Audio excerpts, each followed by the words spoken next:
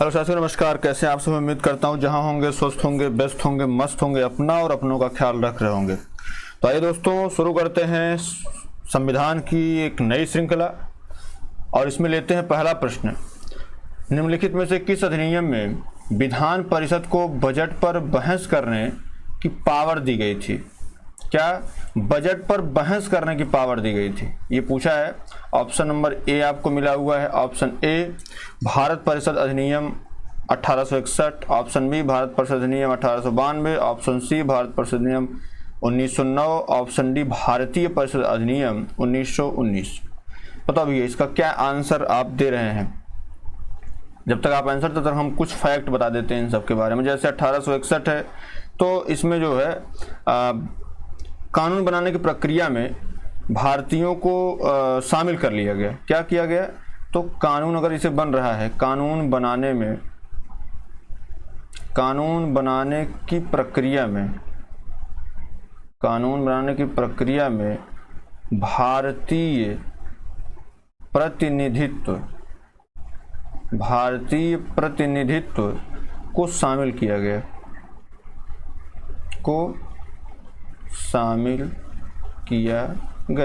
ठीक है। 1892 में क्या हुआ भाई? 1892 में हुआ भारतीयों को मतलब जो भारतीय सदस्य थे, भारतीयों से तात्पर्य भारतीय सदस्य से, तो भारतीयों को वार्षिक बजट पर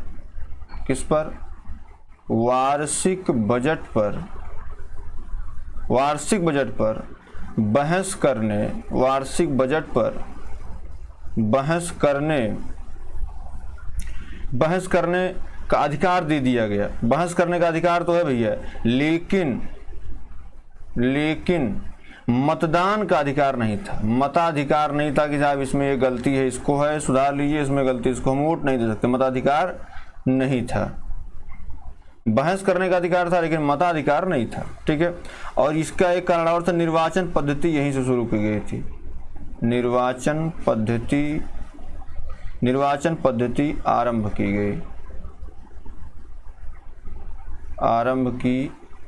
गई। ठीक है। तो भैया इसमें तो राइट आंसर आपका ये हो जाएगा। अब जैसे 1909 के बारे में आपको कई दफ़ा बता चुका हूँ। 1909 मार्लियामेंटो एक्ट आया था, मुस्लिमों के लिए जो है अलग से निर्वाचन प्रणाली की व्यवस्था की गई थी। 1909 में मॉन्टेग्यू चेम्सफोर्ड एक्ट आया था। इसके तहत सिखों, ईसाइयों, यूरोपियों और आंग्ल सिखों के लिए जो है व्यवस्था की गई थी। और एक और काम इसमें हुआ था कि राज्य में या प्रांत में कह सकते हैं, प्रांत में द्वैध शासन प्रणाली लागू की गई थी। तो आपका इसमें जो है ऑप्शन नंबर बी आपका सही है। बात क्लियर है? ऑप्शन नंबर बी आपका सही है। अगला प्रश्न लेते हैं भैया। अगला प्रश्न क्या है? अखिल भारतीय महासंघ स्थापित करने का प्रावधान शामिल किया गया था किसमें? तो भैया ऑप्शन ए 1919 में, ऑप्शन बी 1935 में, option C 1940, option D cabinet mission 1946। बताइए सर, इसका क्या आंसर आप देंगे? सबसे पहली बात तो आपको अभी जस्ट बताया है कि मॉन्टेग्यू चेम्सफोर्ड एक्ट इसमें आया था और प्रांतों में द्वैध शासन प्रणाली लागू की गई थी। और दूसरा जो है आया था तो इसमें अलग महिलाओं को मताधिकार का प्रयोग दिया गया। जो है सिखों को और ईसाइयों, यूरोपियों को जो है अलग से जो है निर्वाचन देगा, साहब इनका निर्वाचन अलग से होगा, है ना। ये सारी चीज़ें दी गई थी। 1935 का जो अधिनियम आया, इसमें साहब जो है संघात्मक सरकार की स्थापना, इसमें फैक्ट आप थोड़ा सा याद कर लीजिए। सरकार की स्थापना, और क्या फैक्ट था इसमें?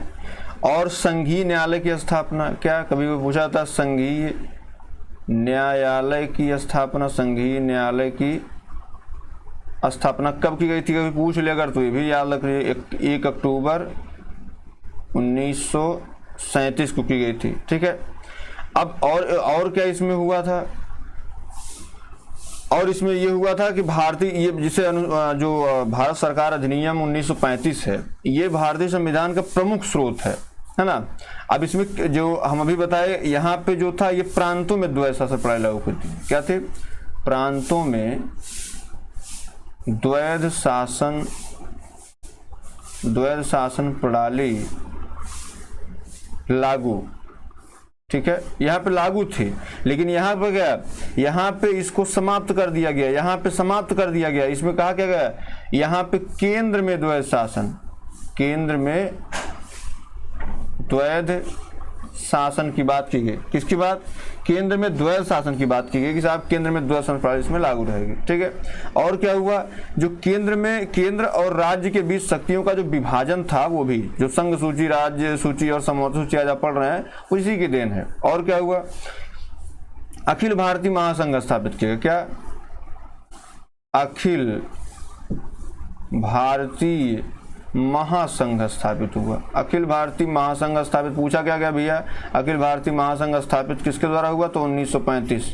अगस्त प्रस्ताव 1940 में था, इसका कोई संबंध इससे नहीं था। कैबिनेट 1946 में आता है ना, तो इसका भी इससे कोई संबंध नहीं था। तो आपका ऑप्शन डी गलत हो जाएगा, ऑप्शन सी गलत हो जाएगा, ऑप्शन ए गलत, ऑप्शन बी क्या है, राइट आंसर। ठीक है, चलिए अगला लेते हैं भैया। BR अम्बेडकर का संविधान सभा का निर्वाचन हुआ था कहाँ से, पंजाब से, तत्कालीन मध्य भारत से, पश्चिम बंगाल से, बम्बई प्रेसिडेंसी। देखिए, जब बात करते हैं BR अम्बेडकर साहब की, तो आपको पता है इनका जो जन्म था, इनका जन्म महू में हुआ था। कहाँ पे, महू में हुआ था। महू मध्य प्रदेश से पूछा गया है, महू मध्य प्रदेश में हुआ था, है ना। संविधान के शिल्पी थे, क्या, संविधान के शिल्पी, संविधान के शिल्पकार इसको कह सकते हैं। क्या थे, संविधान के शिल्पकार थे, है ना। और क्या थे, प्रारूप समिति के अध्यक्ष थे, प्रारूप समिति के अध्यक्ष थे। प्रारूप समिति जो है ये 7 सदस्य थे, मतलब एक अध्यक्ष के अलावा 6 और सदस्य थे। ठीक है, अब देखिए, अगर इसमें अब पहली बात तो पंजाब गलत हो गया, तत्कालीन गलत हो गया, पश्चिम बंगाल और बम्बई प्रेसिडेंसी में होता है कंफ्यूजन। देखिए साहब, मैं आपको बताऊं, पश्चिम बंगाल से उनका निर्वाचन तो हुआ था, लेकिन वो अविभाजित भारत में थे, अविभाजित भारत, है ना। लेकिन हुआ ये मेरे भाई कि जब ये संविधान सभा में शामिल हुए थे, तो उसमें जो है इनका जो निर्वाचन उस टाइम था, तो ये बम्बई प्रेसिडेंसी था। तो बेसिकली जब आया था ये संविधान सभा का निर्वाचन हुआ, है ना, संविधान सभा में जो इनको शामिल किया गया, तो मेरे भाई option number D Bombay presidency था, है ना। बम्बई प्रेसिडेंसी में हम लोग मार देते हैं। ठीक है, तो बम्बई प्रेसिडेंसी राइट आंसर है। कभी कभी जब ये दे दे अविभाजित भारत, तो आप बताइएगा पश्चिम बंगाल। और अगर दे दे BR अम्बेडकर का संविधान सभा का निर्वाचन कहाँ हुआ था, तो जाहिर सी बात है BR अम्बेडकर बम्बई प्रेसिडेंसी। बात क्लियर है। अगला प्रश्न लेते हैं। अगला प्रश्न क्या है मेरे दोस्त, निम्न में कौन सम्मिलित नहीं है, आयरलैंड राज्य के नीति निषेध तत्व, USA मूल अधिकार, कनाडा केंद्र राज्य संबंध, ब्रिटेन विस्तृत उभयनिष्ठ सूची। एक एक करके हम लोग देख लेते हैं। जैसे आयरलैंड राज्य के नीति निषेध तत्व, ये तो बात क्लियर है, एकदम सही मामला है ये, है ना। लेकिन अगर आपसे और कुछ पूछे, जैसे इसमें राष्ट्रपति के निर्वाचन की जो पद्धति है, क्या, राष्ट्रपति के निर्वाचन की पद्धति, राष्ट्रपति के निर्वाचन की पद्धति, राज्यसभा में सदस्यों का नामांकन, क्या, राज्यसभा में सदस्यों का नामांकन, ये भी यहीं से होता है ना। फिर अगर आपसे पूछ ले USA, तो भाई मूल अधिकार, तो बात सही है, इसमें कोई दो राय नहीं। यहीं से जो आपकी प्रस्तावना का विचार, प्रस्तावना या कहीं उद्देशिका दे दे, है ना, प्रस्तावना का विचार भी यहीं से आया था, प्रस्तावना का विचार आया था। न्यायिक पुनर्विलोकन, जुडिशियल रिव्यू, न्यायिक पुनर्विलोकन भारतीय संविधान के अनुच्छेद 127 में है या 37 में है। पुनर्विलोकन जो आप देख रहे हैं, तो इसमें है, 37 में है ना। न्यायिक पुनर्विलोकन, पुनर्विलोकन आप जवाब दीजिए, 27 में है या 37 में है। ठीक है, उसके बाद न्यायपालिका की जो स्वतंत्रता आज के टाइम में है, ये भी यहीं से ली गई है। न्यायपालिका की स्वतंत्रता, न्यायपालिका की स्वतंत्रता, अभी एक प्रश्न आएगा, इससे संबंधित रहेगा वो। ठीक है, उसके बाद उपराष्ट्रपति का पद, हाई कोर्ट या सुप्रीम कोर्ट के न्यायाधीशों का हटाए जाने को बंद, ये सारे के सारे मूल यहीं पे थे, USA से। कनाडा से क्या था भैया, केंद्र राज्य संबंध। ये तो बात बिल्कुल क्लियर है, क्योंकि संघीय शासन की जो व्यवस्था है वो तो कनाडा से हमने ली है। ठीक है, अब और क्या है, केंद्र द्वारा राज्यपाल की नियुक्ति, केंद्र द्वारा राज्यपाल की नियुक्ति, राज्यपाल की नियुक्ति, है ना। उच्चतम न्यायालय का परामर्शी न्याय निर्णय हो जाता है। अवशिष्ट शक्तियां किसमें, जिसे पूछा जाता है, अवशिष्ट शक्तियां, अवशिष्ट विधायी शक्तियां, अवशिष्ट शक्तियां, अवशिष्ट शक्तियां जो है केंद्र में निहित होंगी। किसमें? केंद्र में निहित होगी। ये कहाँ से लिया गया है? केंद्र में निहित होंगी। ये कहाँ से है? ये भी भैया कहाँ से? कनाडा से ही है। तो भैया अब और आ जाते हैं ब्रिटेन विस्तृत उभयनिष्ठ सूची। भैया विस्तृत उभयनिष्ठ सूची जो है वो यहाँ से नहीं है, बात क्लियर है। विस्तृत उभयनिष्ठ सूची यहाँ से नहीं है, बल्कि कहाँ से है? ऑस्ट्रेलिया से है। क्या है? ऑस्ट्रेलिया से है मेरे दोस्त। अब ब्रिटेन में क्या क्या लिया गया है? तो भैया संसदीय शासन प्रणाली है, एकल नागरिकता है, विधि का शासन है ना। विधि के देखिए दो शब्द है, जैसे अगर विधि का शासन की बात करें, क्या? रूल ऑफ लॉ, विधि का शासन, ये तो लिया गया ब्रिटेन से। लेकिन विधि द्वारा स्थापित प्रक्रिया अगर आपसे पूछ ले, विधि द्वारा स्थापित प्रक्रिया अगर आपसे, प्रोसीजर एस्टेब्लिश बाय लॉ अगर आपसे पूछ ले, तो भैया क्या हो जाएगा? जापान। और ये कहाँ दिखता है? ये दिखता है अनुच्छेद 21 में दिखता है। और ये कहाँ दिखता है? ये दिखता है आपका अनुच्छेद 14 में। बात क्लियर है। तो विस्तृत उभयनिष्ठ सूची कहाँ से है? ऑस्ट्रेलिया से। ऑस्ट्रेलिया से क्या है? जैसे अभी हमने पढ़ा ना प्रस्तावना का विचार, अब यहाँ पे प्रस्तावना की भाषा क्या है? प्रस्तावना की भाषा आपसे पूछता, प्रस्तावना की भाषा कहाँ से ली गई है? तो वो आपके यहीं से ली गई है। बात क्लियर है। कहाँ से? ऑस्ट्रेलिया से। जो भारतीय संविधान का अनुच्छेद 108 कहता है संयुक्त अधिवेशन, क्या? संयुक्त अधिवेशन, इसकी भी बात कहाँ से की गई है? तो ये भी बात भी ऑस्ट्रेलिया से ही ली गई है। बात क्लियर है। चलिए आपके समवर्ती सूची, आपको पता है समवर्ती सूची भी यही ऑस्ट्रेलिया से ली गई। तो उभयनिष्ठ विस्तृत उभयनिष्ठ सूची कहाँ से है? यहाँ से है। ब्रिटेन से क्या है? विधि का शासन है, एकल नागरिकता है, शासन पद्धति है, मंत्रिमंडलीय जो प्रणाली है ना, विधायी प्रक्रिया और संसदीय विशेषाधिकार जो है, परमाधिकार ले, ये सारे के सारे ब्रिटेन से लिए गए। बात क्लियर है। तो इसका राइट आंसर क्या हो जाएगा मेरे दोस्त? D option. चलिए अगला लेते हैं, 5वां नंबर। 5वें में क्या है कि निम्न में से कौन सम्मिलित नहीं है? भैया बताओ। अनुच्छेद 215 उच्च न्यायालय का एक अभिलेख न्यायालय होना, अनुच्छेद 227 सभी न्यायालयों के अधीक्षण की उच्च न्यायालय की शक्ति, ऑप्शन सी 131 सर्वोच्च न्यायालय क्षेत्राधिकार, और ऑप्शन डी 41 बच्चों के लिए मुफ्त तथा अनिवार्य शिक्षा। ठीक है। अब बताओ भैया अनुच्छेद कौन सा इसमें जो है सुमेलित नहीं है? ठीक है, बताओ भैया इसमें कौन सुमेलित नहीं है? अब देखिए अगर बात करें अनुच्छेद, जैसे अनुच्छेद 41 की बात करें, तो अनुच्छेद 41 में क्या है? अनुच्छेद 41 अगर प्रॉपर वे में आप बात करते हैं तो अनुच्छेद 41 में कार्य करने के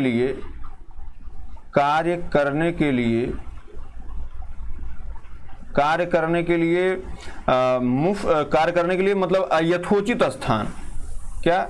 यथोचित स्थान है ना, या मानवीय स्थिति।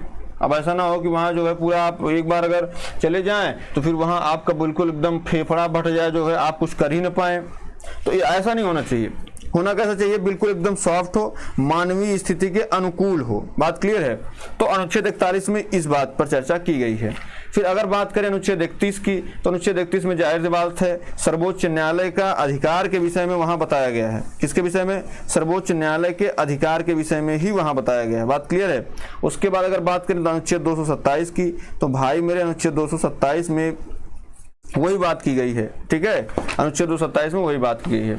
अब बच्चों के लिए मुफ्त और अनिवार्य शिक्षा की अगर हम बात करते हैं, किसकी बात करते हैं? बच्चों के लिए मुफ्त एवं अनिवार्य शिक्षा। तो मेरे भाई मेरे दोस्त, मुफ्त शिक्षा जो है अगर बात करें तो ये अनुच्छेद किसमें है? आइए अनुच्छेद है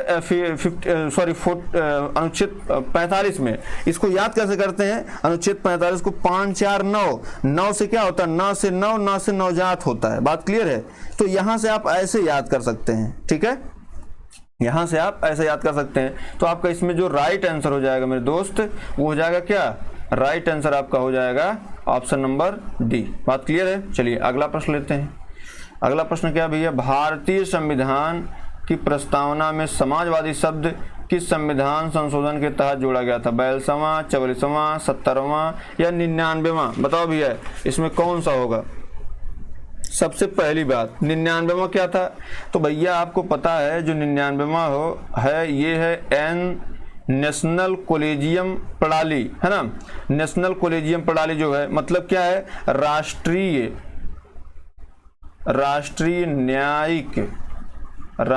न्यायिक आयोग की बात हुई है। राष्ट्रीय न्यायिक नियुक्ति आयोग, सॉरी राष्ट्रीय, इसको क्या किया सुप्रीम कोर्ट ने कहा ये बिल्कुल बेकार का टाइप का है, इसको हम क्या करते हैं, खत्म कर देते हैं, इसको मान्य ही नहीं करेंगे। ठीक है। अनुच्छेद 70 क्या है, 70 में कहा गया साहब दिल्ली व पुडुचेरी, दिल्ली व पुडुचेरी को जो यहाँ की विधानसभाओं को, दिल्ली और पुडुचेरी की विधानसभाओं को राष्ट्रपति के निर्वाचन में सहयोग देने के लिए निर्वाचक मंडल में सम्मिलित किया गया। ठीक है, सम्मिलित किया गया। अब अनुच्छेद आते हैं 42 पे। 42 के बाद 44 पढ़ना थोड़ा सा असही हो जाता है। जैसे पहली बात अगर बात करें कि इसमें सब प्रस्तावना में क्या जुड़ा था, तो भैया प्रस्तावना में समाजवादी पंथ निरपेक्ष धर्मनिरपेक्ष हटा करके क्या जोड़ा गया था, पंथ निरपेक्ष जोड़ा गया था, पंथ निरपेक्ष। उसके बाद आपका अखंडता क्या था भैया, उसके बाद आपका अखंडता सब जोड़ा गया था। ठीक है। और क्या हुआ था, लोकसभा व विधानसभा का जो कार्यकाल था इसको कितना 6 वर्ष कर दिया गया। ठीक है। और क्या हुआ, और अब यहीं पे थोड़ा सा और देख लेते हैं। जैसे वन संपदा और शिक्षा, जनसंख्या नियंत्रण, इन सब का जो प्रावधान है जो पहले राज्य सूची में हुआ करता था, इसको कहां पर रख दिया गया, इसको समवर्ती सूची में रख दिया गया मेरे दोस्त। कौन सी, समवर्ती सूची में इसको रख दिया गया। बात क्लियर है। ठीक है, इतना काम हुआ। राष्ट्रपति जो है मंत्रिपरिषद और प्रधानमंत्री की सलाह के अनुसार काम करेगा। ये भी बहुत ज्यादा उछलने कूदने की आवश्यकता नहीं है, हम लोग जो कहेंगे वही आप कर लीजिएगा। अनुच्छेद 44 में क्या भैया, जो संविधान संशोधन 44वां था, अब ये जिसे पूछता है ये कब हुआ था 42वां, तो 1976 में हुआ था, है ना, 1976 में। 44वां कब हुआ, तो पहली बात जान लीजिए 1978 में हुआ था। कब हुआ था, 1978 में। ठीक है। इसमें सबसे बड़ा काम हुआ था संपत्ति का अधिकार था, संपत्ति का अधिकार उसको विधिक बना दिया गया। क्या, विधिक या कानूनी बना दिया गया, विधिक या कानूनी अधिकार बना दिया गया। बात क्लियर है। सबसे बड़ा काम ये हुआ था। जो लोकसभा और विधानसभा यहाँ पे 5-6 साल थी उसको 5 वर्ष कर दिया गया। मतलब लोकसभा व विधानसभा का जो कार्यकाल था, का कार्यकाल पुनः 5 वर्ष, मतलब बेवकूफ़ी तो थी, 5 वर्ष कर दिया गया। ठीक है। अब और कहा गया कि अगर राष्ट्रपति या उपराष्ट्रपति के निर्वाचन से संबंधित, किससे, निर्वाचन से संबंधित कोई विवाद, संबंधित विवाद जो है वो सुप्रीम कोर्ट में आएगा। बात क्लियर है। मतलब ये हाई कोर्ट में आप इधर उधर मत घूमिए, सुप्रीम कोर्ट आइए सीधे, यहीं से आपको न्याय मिलना है। किसके, राष्ट्रपति और उपराष्ट्रपति के निर्वाचन से संबंधित चीजें रहेंगी। इसका जो राइट आंसर हो जाएगा मेरे भाई वो हो जाएगा ऑप्शन नंबर ए, 42वां संविधान संशोधन। ठीक है। चलिए अगला प्रश्न लेते हैं। यह कथन किसका है, संविधान को संघात्मक के तंग ढांचे में नहीं ढाला गया। मतलब यह केसी वियर का है, जी ऑस्टिन का है, आम्बेडकर का है या डी बसु का है। बताइए भैया इसका क्या होगा। जैसे देखो अगर केसी वियर की बात करें तो इसने कहा था भारतीय संविधान के बारे में कि भारतीय संविधान के विषय में कहा कि यह अधिक कठोर, क्या कहा था, भारतीय संविधान कैसा है, यह अधिक कठोर व अधिक लचीले के मध्य एक, अधिक कठोर और अधिक लचीले के मध्य एक अच्छा संतुलन है। कैसा संतुलन है, अच्छा संतुलन है। बात क्लियर है। इसने भारत क्या कहा था, भारत जो है अर्धसंघात्मक राज्य है। भारत संघात्मक नहीं है, अर्धसंघात्मक है, अर्धसंघात्मक राज्य है। बात क्लियर, अर्धसंघात्मक राज्य है। जी ऑस्टिन ने क्या कहा था, भारतीय संघवाद, जो भारतीय संघवाद था इसको, भारतीय संघवाद को भारतीय संघवाद को सहकारी संघवाद कहा था। क्या कहा था? भारतीय संघवाद को सहकारी संघवाद कहा था। बात क्लियर है? उसके बाद आते हैं अंबेडकर जी पे। अंबेडकर जी ने क्या कहा था? संविधान को इन्होंने पवित्र दस्तावेज कहा था। किसको? पहली बात तो संविधान को पवित्र दस्तावेज, संविधान को पवित्र दस्तावेज कहा था। पवित्र दस्तावेज कहा था। क्यों? क्योंकि उन्होंने कहा था यहीं से सबको न्याय मिल सकता है। ऐसा इन्होंने प्रारूप तैयार किया था। संविधान का पवित्र दस्तावेज, संविधान का संविधान को संघात्मक के तंग ढांचे में नहीं ढाला गया, ये बात कही गई भीमराव अंबेडकर के द्वारा। ऑप्शन नंबर सी इसका क्या है? सही है। चलिए अगला लेते हैं। अगला क्या भैया? निम्नलिखित में से कौन अगस्त 1946 में गठित प्रथम अंतरिम राष्ट्रीय सरकार का सदस्य नहीं था? बताओ भैया। राजेंद्र प्रसाद, जगजीवन राम, सी राजगोपालचारी, डॉक्टर एस राधाकृष्णन। ठीक है। अब जो सरकार गठित हुई थी भाई, कैबिनेट मिशन आया था। कैबिनेट मिशन ने कहा कि आप एक सरकार का गठन करिए, तो 24 अगस्त 1946 को जो है, आपको पता है इससे पहले जो है ये चल रहा था कि साहब हमारा एक संविधान होना चाहिए, हमारा जो है एक हमारा खुद का जो है सब होना चाहिए। तो उस पर जो कैबिनेट मिशन आया था उसने कहा था ठीक है जो है एक सरकार बना लीजिए, निर्वाचित कर लीजिए। आप चला पा रहे नहीं चला पा रहे हम इस पर देखेंगे, अगर आप चला लेंगे तो फिर आपको हस्तांतरित कर देंगे। तो 24 अगस्त 1946 को जो है इसने घोषणा की नवनिर्मित संविधान सभा का, और उसके बाद 2 सितंबर 1946 को 2 सितंबर 1946 अंतरिम सरकार का गठन हो गया। अंतरिम सरकार का गठन। अब देखिए जब हुआ तो राजेंद्र प्रसाद कौन सा मिला था? खाद्य एवं कृषि मंत्री। क्या थे ये? खाद्य एवं कृषि मंत्री थे भैया, खाद्य एवं कृषि मंत्री थे। ठीक है। जगजीवन राम क्या थे भाई? तो जगजीवन राम श्रम मंत्री थे। जगजीवन राम क्या थे? श्रम मंत्री थे। राजगोपालचारी क्या थे भैया? ये महोदय थे शिक्षा मंत्री। क्या थे? शिक्षा मंत्री थे। तब जाहिर सी बात है ये भी शामिल, ये भी शामिल, ये भी शामिल, तो भैया यही तो नहीं होंगे। तो ऑप्शन नंबर डी आपका क्या है? राइट है। ठीक है। चलिए अगला प्रश्न लेते हैं। अगला प्रश्न क्या है? भारत में राजनैतिक सत्ता का मुख्य स्रोत है, संसद है, राष्ट्रपति है, संविधान है या जनता है? बताओ भैया। आप जब पढ़ते हैं प्रस्तावना, तो प्रस्तावना में पहले लिखा गया है we the people of India. We the people of India मतलब क्या? हम भारत के लोग। क्या? हम भारत के लोग मतलब क्या है? जो राजनीतिक सत्ता का मुख्य स्रोत है वो कौन है? जनता है। बात क्लियर है? तो ऑप्शन नंबर डी इसका भी क्या सही हो जाएगा। अब अगला बताओ भैया। राष्ट्रपति शासन पद्धति में समस्त कार्यपालिका की शक्तियां निहित नहीं होती हैं। कार्यपालिक शक्तियां निहित नहीं होती हैं। व्यवस्थापिका में, कैबिनेट में, उच्च सदन में, राष्ट्रपति में। बताओ भैया। इसका देखिए अगर बात करें उस हिसाब से तो बहुत सारी चीजें हैं, है ना। राष्ट्रपति शासन में अब इसको यहाँ पे जो नहीं लिखा है इसको नहीं लिखने की आवश्यकता थी। ये कहा जाए राष्ट्रपति शासन पद्धति में समस्त कार्यपालिका की शक्तियां निहित होती हैं।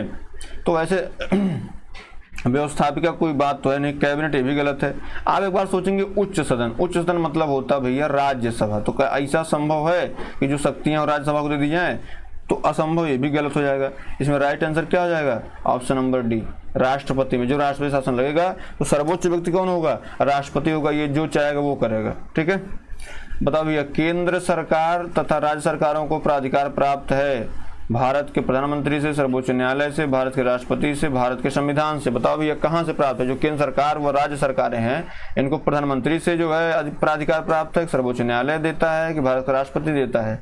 भाई प्रधानमंत्री राज्य सरकार में तो प्रधानमंत्री केंद्र सरकार का जो मुखिया होता है, तो ये तो होगा नहीं। सर्वोच्च न्यायालय से ये जो है मौलिक अधिकार का संरक्षक है, ये कह सकते हैं अधिकारों का संरक्षक है। क्या कहता है?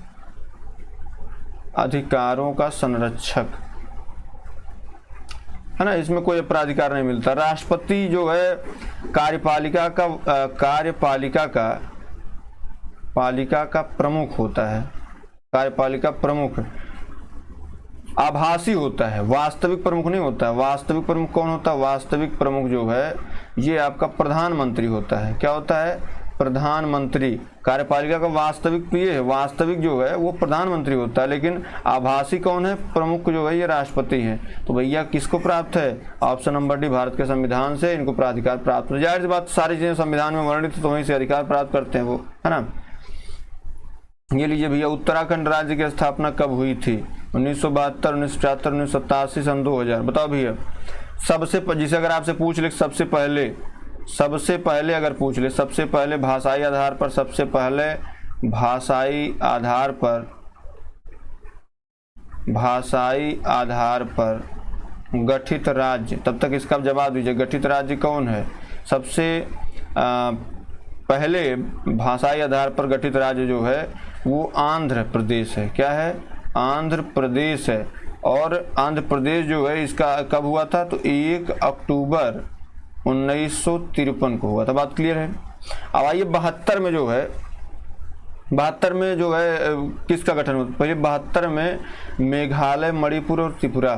क्या, मेघालय, मणिपुर और त्रिपुरा, है ना। मणिपुर, मेघालय, त्रिपुरा, ये हुआ कब था, तो ये हुआ था भैया 21 जनवरी को।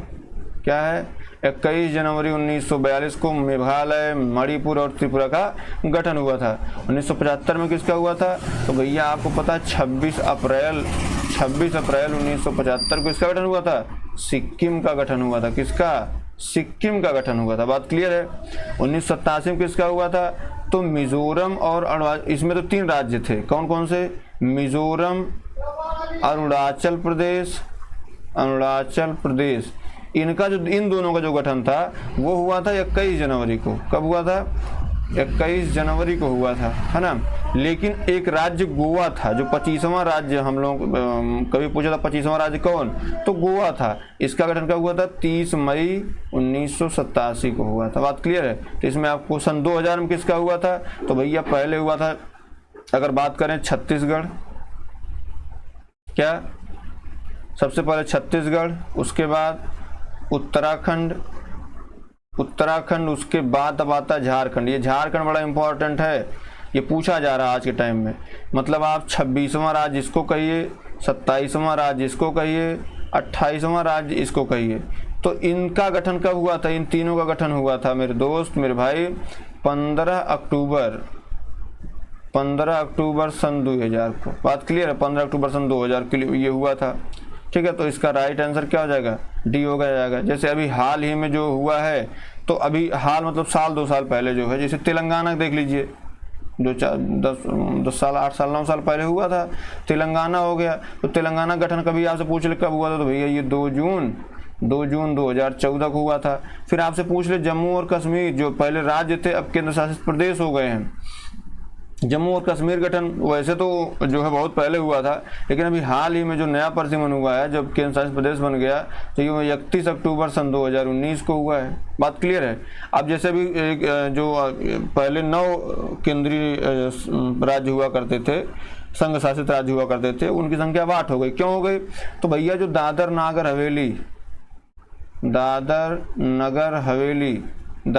हवेली अब प्लस कौन, दमन दीव, इन दोनों को जोड़ दिया गया। कब जोड़ा गया भैया, तो 26 जनवरी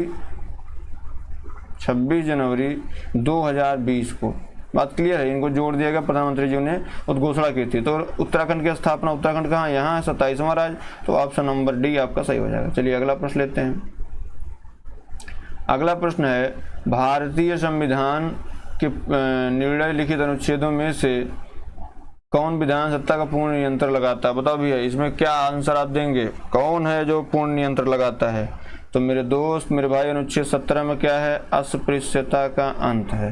अस्पृश्यता पहले करके जान लीजिए, अस्पृश्यता का अंत है। ठीक है, उसके बाद यहाँ पे क्या है, विधि के समक्ष समानता। क्या, विधि के समक्ष समानता एवं विधियों का समान संरक्षण, विधियों का विधियों का समान संरक्षण, ये अनुच्छेद 14 में है, विधिक समझ समानता और विधियों का समान संरक्षण। जैसे ये जो है ये आपका यूएसए से लिया गया है ना, और ये जो है ये आपका यूके से लिया गया है। बात क्लियर है। अनुच्छेद 15 की बात करें तो धर्म, जाति, नस्ल है ना, इसे 5 आधार हैं, धर्म, नस्ल, धर्म, जाति, निवास स्थान के आधार पर कोई विभेदीकरण नहीं होगा, ठीक है। अनुच्छेद 16 में क्या है, लोक नियोजन के विषय में अवसर की समानता। अब आप जवाब दीजिएगा, अगर अभी तक नहीं दिए तो जवाब दीजिएगा। लोक नियोजन के विषय में अवसर की समानता। बताओ भैया, अब इसमें विधान सत्ता पर पूर्ण नियंत्रण कौन लगाएगा? जाहिर सी बात है, विधिक समझ समानता का अधिकार जो अनुच्छेद 14 में है। ऑप्शन नंबर बी आपका क्या है, राइट आंसर है, ठीक है। चलो भैया अगला प्रश्न लेते हैं। निम्न में कौन सम्मिलित नहीं है? बंदी, प्रत्यक्षीकरण, परमादेश, उत्प्रेषण, अधिकार परीक्षा। भैया अनुच्छेद आप 32 पढ़े होंगे, अनुच्छेद 32, 32 और अनुच्छेद 226 आप पढ़े होंगे। इसमें कितने प्रकार? 5 प्रकार की रीट निकालने का अधिकार। कब? मूल अधिकार के उल्लंघन में। तो भैया बंदी, प्रत्यक्षीकरण मतलब क्या? बंदी का शरीर हमारे सामने प्रस्तुत करो, ये तो बात सही है। परमादेश मतलब होता है हम आदेश देते हैं कि तुम ये करो। उत्प्रेषण, पूर्णतया सूचित कीजिए, है ना, पूर्णतया सूचित कीजिए हमको, नहीं तो फिर दिक्कत हो जाएगा। अधिकार परीक्षा मतलब क्या होता है? किस अधिकार, अब अधीनस्थ न्यायालयों का लेख ऐसा नहीं है। अधिकार परीक्षा जो है मेरे दोस्त, किस अधिकार से आपने किया, किस अधिकार से। जैसे कोई अधिकारी है जिसका वो अधिकार क्षेत्र नहीं फिर भी वो कर देता है, तो अधिकार परीक्षा के अंतर्गत आता है। किस अधिकार से किया, इसके लिए लिखित जवाब देना होता है न्यायालय में। अधीनस्थ न्यायालय का लेख कौन सा भी है? तो अधीनस्थ न्यायालय का लेख ये है आपका प्रतिषेध में, ठीक है, प्रतिषेध। तो आपका प्रतिषेध हो गया। 2 अधिकार परीक्षा में अधिकार मतलब शरीर को हमारे सामने पेश करो। तीसरा है उत्प्रेषण, चौथा है परमादेश और 5वां आपका बंदी, प्रत्यक्षीकरण। बात क्लियर है। तो ये सारा इतना था। तो इसका राइट आंसर जो हो जाएगा वो हो जाएगा मेरे भाई डी ऑप्शन। बात क्लियर है। अब आप सोच रहे होंगे डी ही हम क्यों रखते हैं? तो भैया डी हम आपको एक्सप्लेन करने के लिए रखते हैं ताकि आप नीचे तक आए, उससे पहले ऊपर के 3 एक्सप्लेन हो जाए। भारतीय संविधान की प्रस्तावना में प्रयुक्त जो समाजवाद शब्द है, कौन सा? जो समाजवाद शब्द है, इसको जो है इस शब्द को मूल लिखित किस अनुच्छेद के साथ वहाँ मुने निम्न होगा मिलकर पढ़ने में से सर्वोच्च न्यायालय को समान कार्य के लिए समान वेतन को मौलिक अधिकार के रूप में परिभाषित करने की शक्ति प्राप्त हुई। बताओ भैया अनुच्छेद 14, अनुच्छेद 14-15, अनुच्छेद 14-15-16, अनुच्छेद 14 और तथा 16। बताइए इसका क्या जवाब होगा? किस संविधान के किस अनुच्छेद द्वारा ये प्राप्त होता है? तो मेरे दोस्त, मेरे भाई, अगर बात करें तो 14 में क्या है? विधि की समझ समानता, विधियों का समान संरक्षण की बात हो गई, है ना। समाजवाद मतलब क्या होता है? समाजवाद मतलब होता है जो आर्थिक विषमता है वो समाप्त हो जाए, है ना। तो अनुच्छेद 14, तो इसमें अनुच्छेद 15 में हो गया। तो आपका राइट आंसर जो है वो हो जाएगा बी, अनुच्छेद 14 तथा 15। बात के लिए इनको आप साथ में लेके पढ़ेंगे। जो समान कार्य के लिए समान वेतन की बात हुई है वो एकदम बिल्कुल आप रीजनेबल होगा और बिल्कुल प्रासंगिक होगी। बात क्लियर है। चलिए आगे बढ़ते हैं। अगला क्या है? अगला है भारतीय संविधान के अनुच्छेद 226 में प्रयुक्त हिंदू शब्द के में कौन सम्मिलित नहीं है? बताओ भैया, बौद्ध, जैन, सिख या पारसी? जाहिर सी बात है बौद्ध तो सम्मिलित हैं, जैन भी सम्मिलित हैं, सिख भी सम्मिलित हैं। पारसी क्या है? सम्मिलित नहीं है। बात क्लियर है। ये पारसी एक खुद ही धर्म है, तो ये पारसी हिंदू धर्म में सम्मिलित नहीं है। बात क्लियर है। जैसे ये पंथ है, ये भी पंथ है, भले धर्म कहते हैं खुद को, है पंथ, ये बौद्ध भी पंथ है, ठीक है। तो ये सनातन संस्कृति का एक हिंदू जो शब्द है उसके अंतर्गत ये सभी आते हैं। 17 नंबर पे आते हैं। इसका राइट आंसर आपका क्या हो जाएगा? डी हो जाएगा, ठीक है। चलिए, भारतीय संविधान में संशोधन करके शिक्षा का अधिकार कब जोड़ा गया? बताओ भैया, 1 अप्रैल 2010, 1 अगस्त 2010, 1 दिसंबर 2010 या 1 अक्टूबर 2010? इसका जवाब दीजिए आप सभी। ये कब जोड़ा गया? भारतीय संविधान संशोधन अधिनियम में जो है इसको कब जोड़ा गया? देखिए, जब हम अधिकार परीक्षा की बात करते हैं, शिक्षा पर अधिकार की बात करते हैं, तो सबसे पहले जो है हमें ये समझना है कि किस संविधान संशोधन के अंतर्गत इसको लाया गया था। ठीक है, तो कौन सा संविधान संशोधन था वो आप जैसे सन 2000 ये पूछा जाता है, 2002 ये पूछा जाता है कि जो है ये कब आया था। ठीक है, क्या पूछा जाता है? ये कब आया था। ठीक है, ये कब आया था ये पूछा जाता है। ठीक है, 1 मिनट, कलम नहीं चल रही है, 1 मिनट आप रुक जाएं बस। ठीक है, शिक्षा का अधिकार। अब देखिए ये कहाँ गया है? हाँ, ये 86वां संविधान संशोधन, 86वां संविधान संशोधन 2002 में हुआ था मेरे दोस्त। ठीक है, अब इसमें क्या कहा गया था? इसमें कहा गया था कि साहब इसमें जो 6 से 14 वर्ष तक के बच्चों के, कौन से 6 से 14 वर्ष तक के बच्चों के लिए जो है अनिवार्य शिक्षा का प्रावधान किया जाए और निःशुल्क शिक्षा का प्रावधान किया जाए। ठीक है, अनिवार्य और निःशुल्क शिक्षा। तो इससे क्या होगा कि जो है इसमें जो गरीब तबके के लोग हैं उनका भी कल्याण हो जाएगा, उनका भी क्या होगा? कल्याण हो जाएगा साहब। इसमें जो है इनका भी कल्याण हो जा रहा है, लेकिन अब इससे कितना किसका कल्याण होगा? इसके तहत ही अब आप अनुच्छेद 21 ए जोड़ करके ये बताया गया कि साहब इसमें जो है ये चीजें लागू रहेंगी। बात क्लियर है? तो अगर अब इसमें ऑप्शन दीजिए 1 अप्रैल 2010, 1 अगस्त 2010, 1 दिसंबर 2010, 1 अक्टूबर 2010, ऐसे अगर आ जाए तो फिर इसमें आपको चूज करना होता है कि इसमें हम कौन सा एक राइट आंसर मारेंगे। जाहिर सी बात सबको पता है कि 2010 में चूंकि जो RTE एक्ट आया था, कौन सा act? RTE, right to education जो एक्ट था, इसके तहत जो है सबको शिक्षा का अधिकार दिया गया था, इसी के तहत जोड़ा गया है। तो बताओ भैया इसमें क्या सही होगा? अप्रैल होगा, अगस्त होगा, या दिसंबर होगा, या अक्टूबर होगा? तो मेरे दोस्त, मेरे भाई, 1 अप्रैल 2010 को क्या हुआ? इसमें शिक्षा के अधिकार को सम्मिलित किया गया। और किसके तहत? अनुच्छेद, हालांकि 86वें संविधान संशोधन के द्वारा इसको शामिल कर लिया गया था। जो आप मूल कर्तव्य देख रहे हैं, मूल कर्तव्य में जो 11वां जोड़ा गया उसमें माता पिता के अधिकार को सम्मिलित कर लिया गया। ठीक है, तो आप समझिए, तो जो 86वां संविधान संशोधन 2002 था, इसके तहत बहुत सारे मूलभूत परिवर्तन हुए थे। चलिए, ऑप्शन नंबर है इसका सही है। 18 नंबर पे आते हैं भैया। 18, ये BPSC के बहुत फेमस क्वेश्चन है। बंधुआ मजदूर उन्मूलन अधिनियम संसद ने कब पारित किया था? तो मेरे दोस्त, मेरे भाई, 1971 में, 1972 में, 1975 में, 1976 में। बताओ भैया, दरअसल बंधुआ मजदूर उन्मूलन अधिनियम जो है ये जब आप भारतीय संविधान का अनुच्छेद 23 पढ़ेंगे ना, क्या पढ़ेंगे? अनुच्छेद 23 जब पढ़ेंगे तो 23 में साफ साफ क्या लिखा है? मानव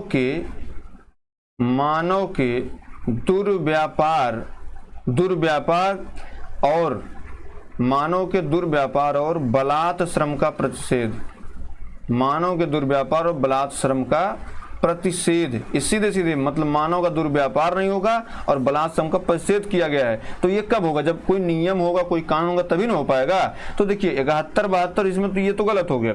दरअसल हुआ ये था कि जो मजदूरी उन्मूलन अधिनियम हम यहाँ देख रहे हैं, ये आया था पहले, जिसे यहाँ पे बंधुआ मजदूर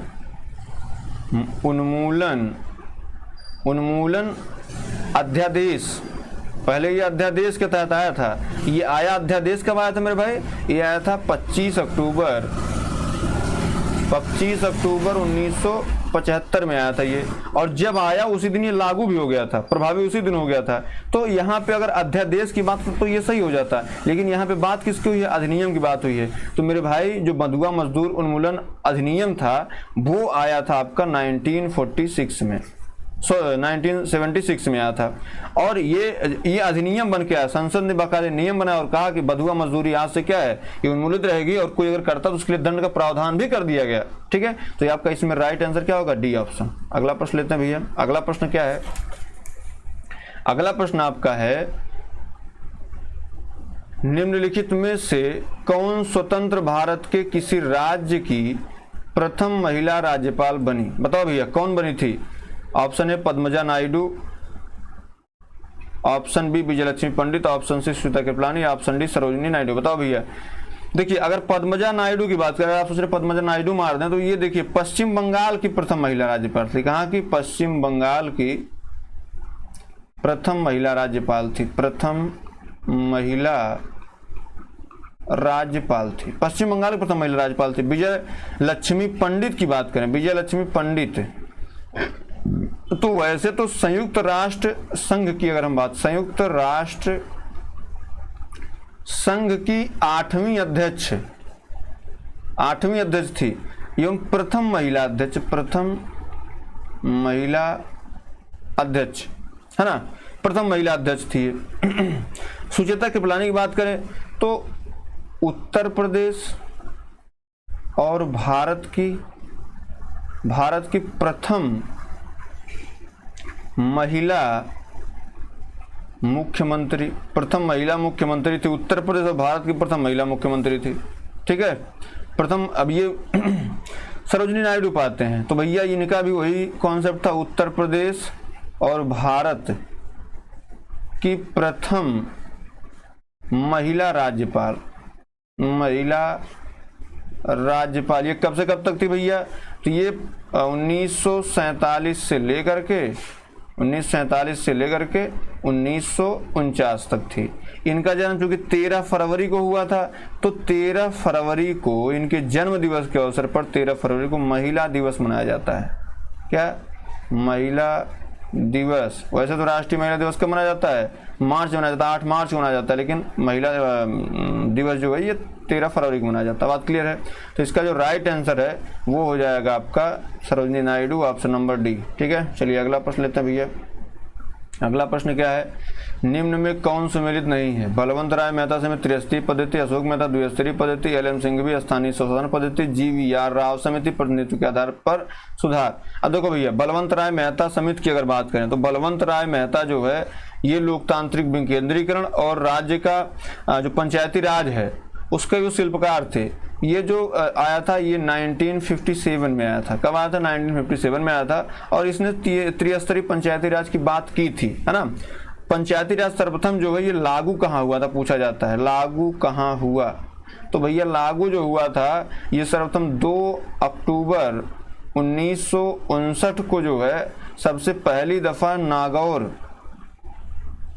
नागौर राजस्थान में, और उसके बाद दूसरे स्थान पे कौन आया था? आंध्र प्रदेश आया था। क्या? आंध्र प्रदेश आया था। अब अगर बात करें अशोक मेहता की, तो इन्होंने 2 स्तरीय जो पद्धति थी इसकी मांग की थी। न्याय पंचायत की सिफारिश भी की थी। किसकी? न्याय पंचायत की सिफारिश सबसे पहले इन्होंने की थी। न्याय पंचायत की सिफारिश उन्होंने की थी। अब पूछा जाता है अशोक मेहता समिति कब गठित हुई थी? तो ये भैया गठित हुई थी 1977 में। ठीक है, बात आती है एल.एम. सिंघवी समिति पे। तो एल.एम. सिंघवी समिति जो है ये गठित हुई थी 1986 में। कब हुई थी? 1986 में गठित हुई थी। स्थानीय स्वशासन पद्धति भी इसमें लागू थी। अब अगर जी.वी.आर. राव समिति की बात करें तो इसका जो गठन हुआ था 1977 में हुआ था। पंचायती राज समिति से जरूर था, लेकिन इसने प्रतिनिधित्व के तरीके में सुधार की बात नहीं की थी। ये किसने कहा था? अगर आप जिसे आपको लग रहा है कि साहब इसमें अब तो 1 2 3 सही हो गया, यही लगता है गलत होगा, तो भैया इसमें आपके जैसे आपके मन की बता रहा हूँ, क्योंकि ऑप्शन जब आपको नहीं पता रहता तो आप कहते हैं 3 तो ऐसे है ही है, चौथे गलत होगा। तो भैया चौथा जब इसके विषय में आप जिसे पूछता है कि साहब 1970 में समिति गठन हुआ था और इसने ही ये सिद्धांत दिया था मेरे दोस्त। अगर आपको लग रहा है कि इसने नहीं दिया था तो भाई आप गलत हैं। इसमें ये भी सही है, ये भी सही है, ये भी सही है और ये भी सही है। इसमें आपका प्रश्न ही जो पूछा वही गलत है। बात के लिए इसी में ये लिया था कि आपको चारों की चारों समितियां डिस्कस कर दें ताकि वो आप आगे भूलें ना। ठीक है, अब जैसे पंचायती राज की बात 24 अप्रैल को जो है, क्या 24 अप्रैल को पंचायती राज दिवस मनाया जाता है। क्यों मनाया जाता है? इसी दिन 73वां संविधान संशोधन इसी दिन लागू हुआ था। 24 अप्रैल 1993 को ही लागू हुआ था। ठीक है, तो भैया इसमें आपका ये सही हो जाता है। इसमें आप अगर कभी एग्जाम में आप जा रहे बैठने, चूंकि आप बीपीएससी में मैंने ऐसे कई प्रश्न देखे जिसके चारों ऑप्शन सही हैं, चारों के चारों ऑप्शन सही हैं, तो आप ऐसा भी देख लीजिए कि चारों ऑप्शन है या नहीं है। प्रैक्टिस मैं क्यों करा रहा हूँ? प्रैक्टिस मेक्स परफेक्ट है। तो प्रैक्टिस बेसिकली इसीलिए हो रही है। तो अभी तक आपने जो प्यार स्नेह दिया इसके लिए हृदय से आभार। अब इजाज़त दीजिए। जय हिंद, नमस्कार, धन्यवाद।